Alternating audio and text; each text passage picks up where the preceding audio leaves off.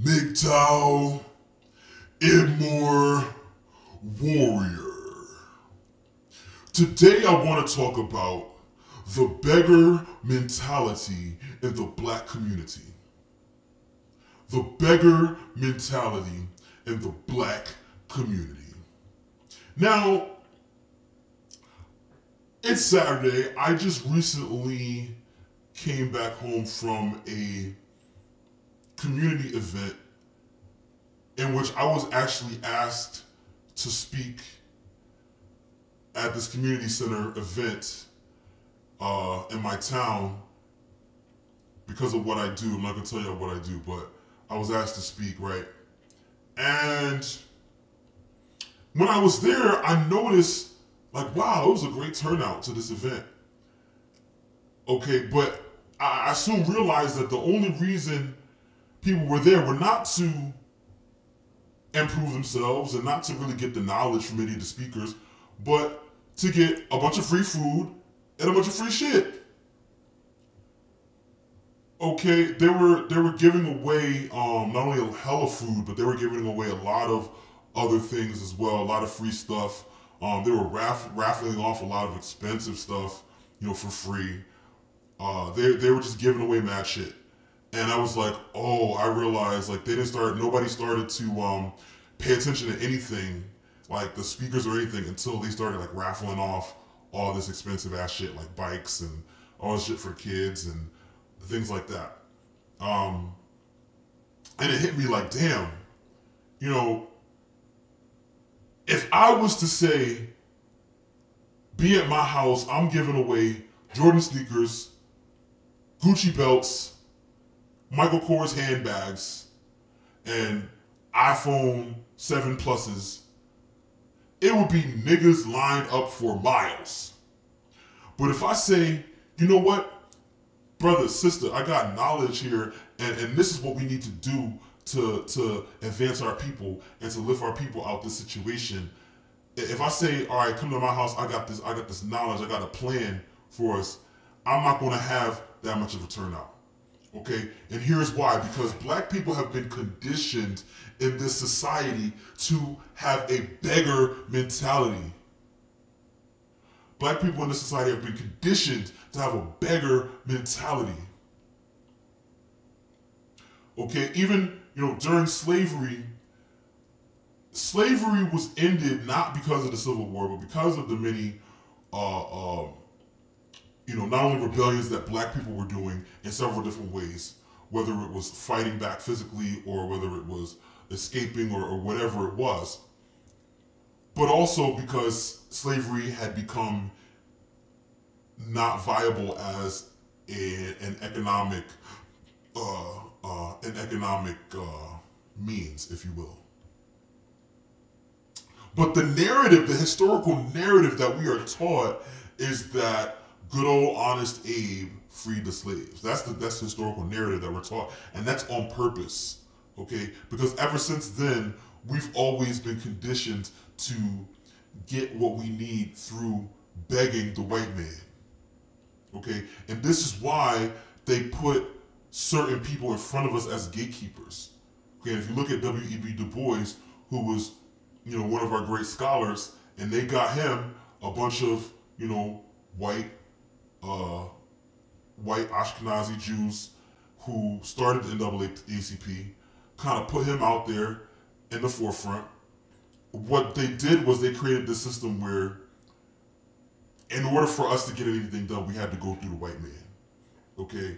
And they took our best and brightest leaders and they made them gatekeepers to where they are our mouthpiece and they're the ones that we have to go to anytime we need something, is the fucking gatekeeper. So it was W.E.B. Du Bois, okay? Then it was Martin Luther fucking King, okay?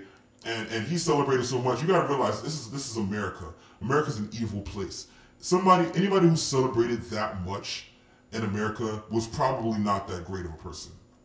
Okay, that goes for George Washington, Abraham Lincoln, definitely Columbus, and Martin Luther King asked too. I don't give a fuck. I'm talking about Martin Luther King. Thumbs down this video. I don't give a fuck. Okay, do your research. Okay, so he was definitely the biggest puppet for the white elites that we ever had. You know what I'm saying? Ever. Martin Luther King was definitely the prototype of the black gatekeeper. Okay?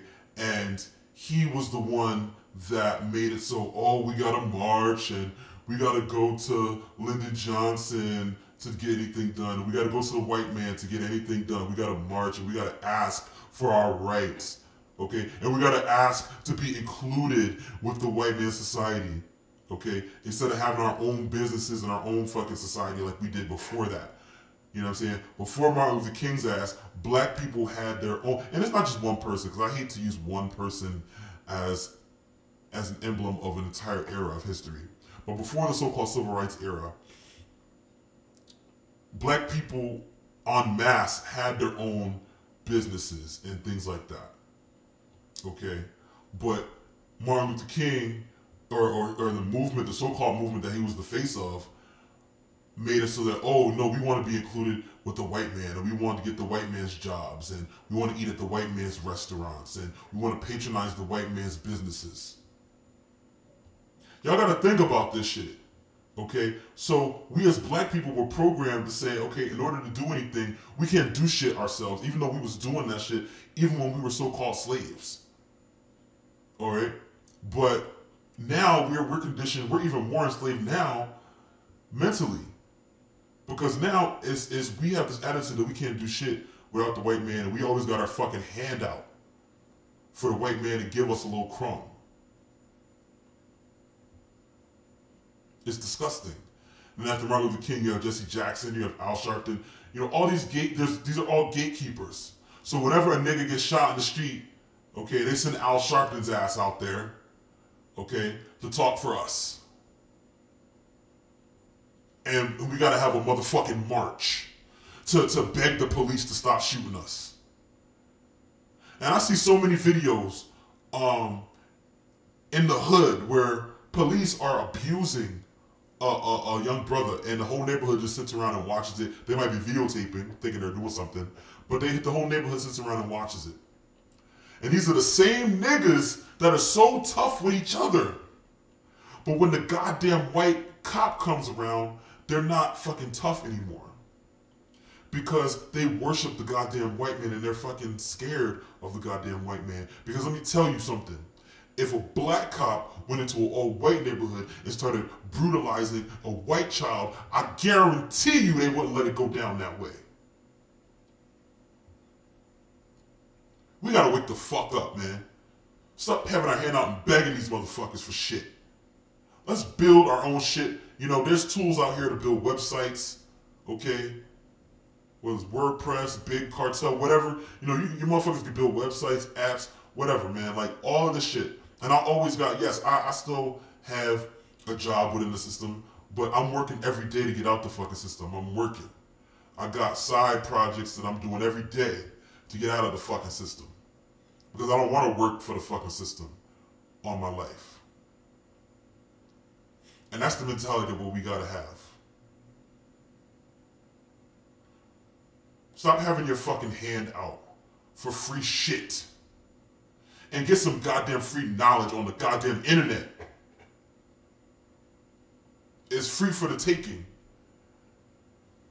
We gotta wake the fuck up, man. Anyway, it's Big Top and More Warrior. I'm out this bitch.